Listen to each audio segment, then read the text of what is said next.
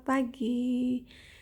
Di video kali ini aku akan bahas tentang cara aku mengatur gaji. Kali ini di gajian aku bulan September ya teman-teman.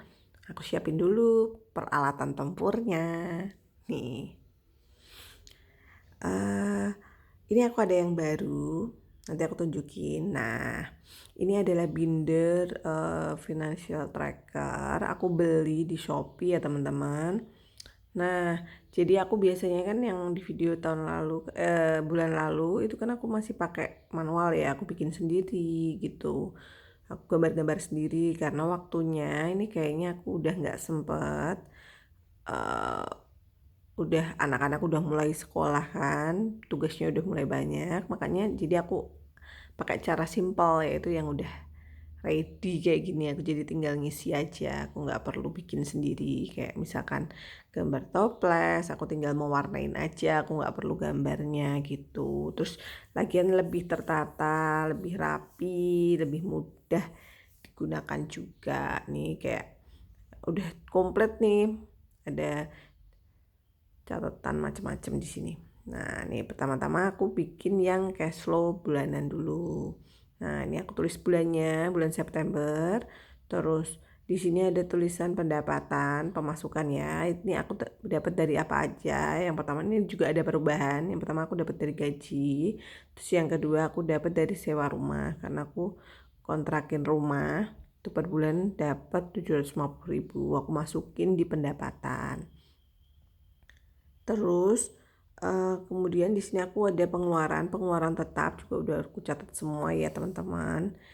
Terus nanti di sini juga ada pengeluaran yang sifatnya nggak tetap, jadi beda-beda. Tapi aku harus sudah budgetin setiap bulannya. Nah ini juga pengeluaran tetap tuh aku termasuk tabungan, aku masukin ke pengeluaran tetap. Nah ini pengeluaran tetapku jumlahnya 3.500.000 rupiah. Terus kemudian di sini ada juga pengeluaran lainnya. Di sini yang setiap bulannya nggak tentu jumlahnya, cuman harus aku bikin budgetnya. Jadi supaya tahu tiap bulan itu aku maksimal harus ngabisin berapa gitu. Dan jangan diusahakanlah jangan lebih dari budget yang udah kita bikin. Nah, cara bikin budgetnya ini dari mana gitu. Ini biasanya teman-teman harus catat dulu pengeluaran teman-teman selama 3 bulan terakhir. Catat terus. Jadi teman-teman tahu, oh kayaknya aku dengan uang segini cukup deh. Oh aku dengan segini cukup. Oh kalau segini aku nggak cukup. Jadi aku harus tahu dulu pengeluaranku sebenarnya berapa. Jadi nggak asal aja nulis segini, tahu-tahu ternyata gede banget pengeluarannya, nggak bisa. Nih totalnya pengeluaran lainnya sejumlah 3.750.000 rupiah. Nanti di bawahnya bisa ditulis nih teman-teman, budgetnya kita sama aktualnya selisihnya berapa gitu. Pertama aku masukin dulu ke pos-posnya kayak bayar sekolah, sedekah, ayah sama orang tua. Aku masukin 1.400.000 rupiah. Nanti aku pos-posin sendiri ya. Di sini aku nggak uh, tulis satu-satu. Pokoknya totalnya segitu. Nah kalau sudah aku centang gitu. Masukin ke 4 amplop tadi. Terus yang kedua nih tentang tabungan ya teman-teman. Di sini aku tabungan aku bagi juga jadi 4. Yang pertama nih di dana darurat. Ini wajib banget teman-teman. Karena di saat kondisi saat ini kondisinya kan nggak pasti ya. Jadi emang kita harus memiliki dana darurat. Untuk dana darurat ini kalau masih single sih 3 kali idealnya. 3 kali pengeluaran bulanan. Kalau sudah menikah tanpa belum punya anak ya maksudnya itu 6 kali. Tapi kalau sudah menikah dan punya 2 anak kayak saya ini, jadi harus minimal 12 kali pengeluaran bulanan. Nah, pengeluarannya berapa? Jadi nanti harus ditarget, teman-teman. Kalau bisa. Ini aku targetnya setiap tahun. 1 tahun ini aku harus punya dana darurat 6 juta. Kalau sudah 6 juta, aku masukin ke rekening bank khusus. Nah, kalau saat ini aku biasa masukin ke celengan atau ke botol bekas ya. Dan nanti kalau udah 6 juta aku masukin, aku pindahin ke rekening gitu. sampai nanti bisa sesuai target, yaitu 12 kali pengeluaran bulanan. Gitu ya teman-teman. Lanjut lagi ke investasi. Di sini investasi aku setiap tahun aku juga jangka pendek semua, rata-rata 1 tahun. Di sini 1 tahun aku targetnya 6 juta, sebulannya aku masukin 500, aku kasih bintang-bintang di sini. Setiap aku ngisi aku kasih bintang, warnain biar semangat. Nah, terus kalau udah aku masukin ke sinking fund ini, aku jadiin satu. Aku tulis lagi jumlahnya biar sama. Cross check aja, masukin 500.000 di dompet. Terus kemudian nanti kalau sudah 1 tahun dapat 6 juta, aku beliin emas LM. Biasanya kalau nggak Antam itu biasa aku beli UBS gitu. Antara itu sih ya. Gitu. Kalau untuk investasinya aku masih ke situ dulu. Belum coba yang saham dan macam-macam itu, belum. Terus nah ini yang baru nih teman-teman. Aku sekarang bikin tabungan pensiun ya, alias tabungan masa tua. Kenapa aku sisihin sekarang? Karena aku pegawai swasta, suamiku juga swasta semua, yang nggak jelas, nggak pasti gitu, nggak dapat pensiun juga. Makanya aku harus sisihin walaupun sedikit. Ini aku targetnya setahun cuma 2 juta aja. Kenapa? Karena memang untungnya dari suami itu udah ada ini ya kayak DPLK. Suami itu ikut perusahaannya, ikut kayak dana DPLK gitu. Kalau punyaanku nggak ada sih ya, jadi aku ngumpulin sendiri ya sedikit-sedikit karena jangka waktunya lama, paling nggak sampai kita selesai kerja itu tetap kita masukin terus karena pengeluaran rutin dan jumlah waktunya lama. Jadi kalau bisa jumlahnya jangan terlalu banyak supaya kita nggak terlalu beban gitu kan. Jadi ini aku masukin 150. Nanti kalau udah 2 juta aku masukin, aku akan bikin tabungan DPLK. Nah gitu targetnya gitu teman-teman. Nanti kalau untuk masalah tabungan DPLK, kalau ada yang pengen tahu nanti cari info di internet aja ya. Banyak kok informasinya gitu. Terus yang selanjutnya itu aku masukin ke sinking fund. Nah di sinking fund ini aku juga akan bagi lagi. Jadi di sinking fund ini aku akan masukin untuk biaya apa aja. Nah yang pertama untuk biaya traveling. Karena sinking fund ini kayak biaya yang akan ada gitu loh, akan ada. Kalau nggak dibudgetin nanti kita juga susah juga, jadi emang harus dibudgetin. Kayak misalkan traveling kan kita butuh refreshing juga kan, nah makanya itu harus dibudgetin. Di sini aku masukin 100.000.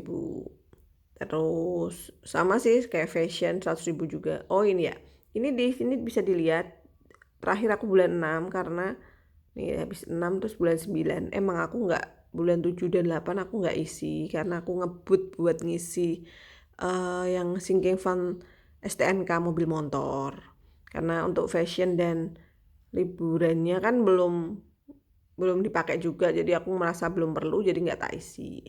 Terus kemudian nih ada lagi yang tabungan hari raya. Maksudnya apa? Di sini tabungan hari raya aku pakai buat hari raya. Nah, di sini aku sisihin 400.000 karena pengalaman tahun ini aku kantor aku itu THR-nya nggak dapat full ya teman-teman. Ada juga perusahaan yang nggak bisa kasih THR juga. Nah, di situ aku belajar, aduh ternyata pengeluaran hari raya itu tetap banyak ya teman-teman. Jadi makanya aku bikin tabungan hari raya supaya walaupun nanti aku nggak dapet THR, aku masih tetap bisa kasih-kasih kayak hampers, angpau, terus makan-makan yang seperti layaknya hari raya lah gitu. Nah, terus kemudian di sini ada pajak mobil motor. Ini baru pertama kali bulan September karena udah aku ambil ya bulan Agustus kemarin, sudah buat bayar pajak mobil motor aku. Jadi jatuh temponya emang Agustus semua mobil dan motornya. Kebetulan bareng, jadi makanya ini pertama kalinya. Aku mulai dari awal lagi, 350.000 rupiah. Nah di sini aku di bindernya juga ada tentang sinking fund. Aku catat di sini ya teman-teman, seperti yang tadi, cuman aku pindah aja di binder juga. Jadi catatannya double, ada yang di binder, ada yang langsung di dompetnya tadi, dompet sinking fund-nya. Nah, untuk pajak mobil motor STNK itu 1 tahunnya aku 4 juta dan itu di bulan Agustus. Makanya di bulan September aku masukin 350.000 karena budgetku kan 1 tahun itu harus bisa dapat 4 juta. Kalau 350.000 1 tahun nanti aku bisa punya uang berarti 350 dikali 12 gitu deh. Hitung sendiri ya teman-teman. Pokoknya gitu nanti cukup lah, masih lebih 4.200.000 ya kayaknya ya. Nah pokoknya masih lebih lah gitu pajak mobil motor aku. Tapi kayaknya setiap tahun itu turun ya. Jadi tadinya sih kayaknya 4 juta. Kemarin tuh cuman 3, berapa gitu. 3,9 atau 3,8 lah lupa. Pokoknya kayak gitu. Jadi nanti paling tahun depan pajaknya turun lagi karena kan semakin tua mobil motornya kan semakin murah harganya gitu. Nah, lanjut lagi ke sinking fund aku centang, sudah selesai. Terus pengeluaran lainnya. Nah, ini masuk ke mana? Banyak dana 3.750.000 ini aku ambil dulu. Nanti aku masukin ke dompet yang ini. Dompet hitam ini isinya, nah kalau yang belum tahu teman-teman, ini ada 30 slide gini ya. Nah, yang pertama ini belanja bulanan, udah aku tulis budgetnya di situ 800.000. Nanti ditulis tanggalnya, misalkan budgetnya 800 kan. Aku misalkan belanja beras 10 kilo, misalkan 120.000, catat aja di situ. Berarti nanti saldonya tinggal berapa ditulis. Misalkan beras 120.000, berarti 800 dikurangi 120, berarti sisanya 680.000 aku tulis di tulisan saldo itu kan. Nah, 680.000. Jadi kita tanpa ngitung uang kita udah tahu nih saldo uang kita berapa gitu tanpa kita ngitung-ngitung terus gitu loh. Aku catat setiap hari, setiap aku ngeluarin uang apa aja aku catat di situ. Nah, ini sama juga perlakuannya kayak gitu. Semuanya aku catat di situ. Jadi saldonya aku tahu nanti. Jadi kita tahu aduh udah masih tanggal segini kok saldo misalkan tinggal belanja bulananku udah belanja semua ya. Misalkan masih sisa 100 oh berarti aman gitu. Kalau sisa 100 tapi banyak yang belum kebeli aduh berarti ini kita udah over budget gitu. Jadi untuk pengingat kita gitu catatannya maupun uangnya. Ini aku bagi per pos-posnya gitu ya teman-teman. Ini kayak pulsa, terus apa lagi nih, bensin transportasi buat kerja aku naik motor, terus untuk jajan 600.000, ini paling enggak seminggunya 150 karena September ini aku acaranya kan hari Sabtu karena aku belanja mingguan hari Sabtu. Aku hitung di September ini Sabtunya ada 4, berarti aku bagi 4 minggu gitu aja sih simpelnya. Lain-lain 350.000 ini biasanya untuk kayak nyumbang-nyumbang ya teman-teman, nyumbang kayak nikahan atau sumbangan kematian gitu. Kalau kurang aku ambil dari sinking fund gitu. Terus kalau ini aku buat pengingat aja ya. Pertama aku amal kasih, terus kewajiban yang wajib-wajib dibayar kayak bayar sekolah, listrik dan lain-lain. Terus hutang itu kalau udah ada hutang dibayar dulu. Terus habis itu biaya hidup itu yang pokok. Biaya hidup tuh tersier tuh terakhir kalau udah sisa bener-bener sisa. Tapi kalau memang pas ya sudah kita ambil atas-atasnya dulu aja gitu. Yang bawah nggak usah, nggak apa-apa gitu. Gitu ya teman-teman.